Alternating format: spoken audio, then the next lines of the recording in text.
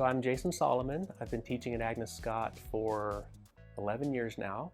I'm currently serving as chair of the music department, and I teach all the music theory courses. My area of research, I play classical guitar, and I research music theory, dealing a lot with sort of the spatial interplay that we often experience when ensembles are on stage performing live. That's one of my research interests. The three words that I would use to describe the music program here at Agnes Scott are comprehensive, flexible, and supportive. So it's comprehensive in the sense that the study of music really entails multiple facets of music making. So performance, of course. So the students take individual lessons on their instrument. Ensemble collaboration. So the students use their instrument, their primary instrument, in one of our ensembles, and we have quite a few ensembles. And other areas include music theory, so learning, to analyze music and trying to uncover how music works, how it all kind of fits together.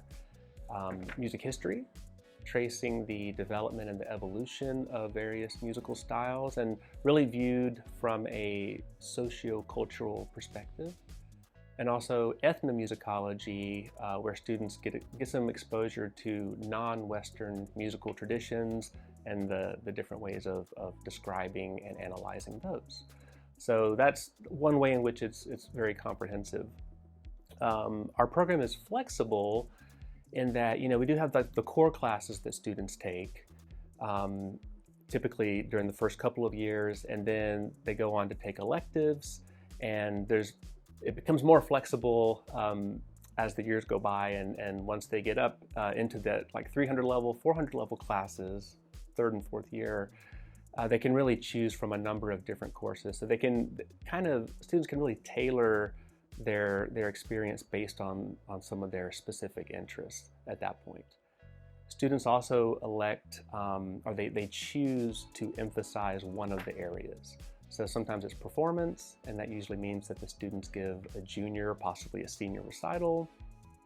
Other times it's music theory, so those elective courses, they might choose more theory-related courses, or history, sometimes it's composition. So, there's this comprehensive core component to that any music major receives, but then there's this flexibility to really tailor their experience here. And then the other aspect, or the other word that came to mind in thinking about our music program, was supportive. And that just comes down to the fact that, we're a small college, small department, but our faculty are incredibly supportive of, creative expression and individuality, doing everything we can to meet students' needs. We show up at performances, on weekends and in the evenings to support our ensembles and our solo performances. So there's just a lot of support, and it's there's a lot of good energy here in the music program. There's really not a limit in terms of the kinds of instruments that students can study. Because we're in Atlanta, and we have so many, like the Atlanta Symphony Orchestra, and we have all these wonderful musicians in the area. So we have so many different artist affiliates who teach on virtually any instrument that you could think of. We also have many of our students will study multiple instruments. So for instance, we might have a music major who is emphasizing voice. So, voice lessons and singing in the choir is, that's kind of attached to their major, and it's satisfying those degree requirements. But maybe they want to learn oboe or guitar or any other instrument, and they can choose to study that as well. So yeah, virtually any instrument. Ensemble-wise, we have several choirs, including our gospel choir, Joyful Noise. We have an orchestra, a full symphony orchestra. We have a jazz ensemble, a world percussion ensemble, various chamber groups. So there's all kinds of opportunities for students to really engage with our department at whatever level suits them and works for them based on everything else that they might be doing as students. So I think the benefits of studying really anything at a liberal arts college are tremendous. So, this emphasis on critical thinking and analysis. You typically have smaller class sizes, so there's more opportunity to get to know your professors, for them to get to know you, to have more personalized attention and experience, again, with both peers and faculty. And I think we see all of that playing out here in our music program as well. And I really think that as far as, specifically studying music at a liberal arts college, again, I guess I'm really thinking about Agnes Scott in particular. But it comes back to this idea that students can really engage with our program at whatever level they want. They can, again, be in ensembles or take lessons without having to major or minor in music. That's not the case at many institutions. Another thing that I think sets Agnes Scott apart from other liberal arts schools that have music programs is all that we're able to offer. Often music programs can be, they can just have fewer offerings just because it's not easy to do at smaller schools, but we're able to do that here. And again, being able to study on any instrument, having all of our ensembles, and just the variety of courses that we offer is unique for a small liberal arts college.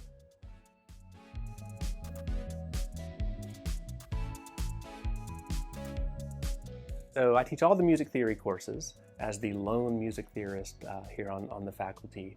And music majors take a 4-semester music theory sequence. So 4 classes, music theory 1, 2, 3, and 4. And so, I've taught that a lot over the years. Each class is special in a different way, at least to me.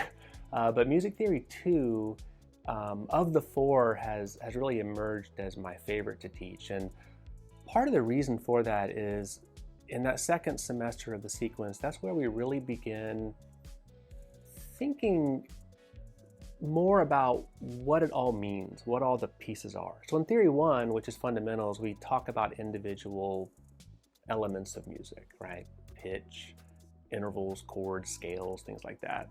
And it's really in Theory 2 where we start to think about how all those different pieces of the big musical puzzle fit together into a cohesive whole. Part of that is thinking about, chords. So not just what a chord is, how we can label it, how we can define it, but we really start considering, what does that chord do in the context, right? So this is a C major chord. That's going to do something unique in C major, in the key of C major, and it's going to be sort of a totally different role in the key of F major. Same chord, but a different role to play depending on the key or the context. So really starting to look at chord behavior, the function of chords, and that's where it starts to, we get more into interpretation and the application of critical thinking to what's happening in the music. In that course, related to all this, there's an end of semester sort of culminating project. And it's a song analysis where the students in the class, they really choose any work of music. It can be any style, any genre. It can be a classical piano sonata. It can be a country tune. It can be, hip hop. It can be anything. And they analyze it based on the things that we've been learning mainly that semester. And a big part of that is thinking about the chords and applying this idea of chord meaning and chord function, and again, understanding what the chords are, but more importantly, what they're doing, how they're behaving relative to one another, what that means for the work of music or the song as a whole. I find it so interesting, and I find that the students, they're choosing a song that they like, right? They're not going to choose a song that they hate.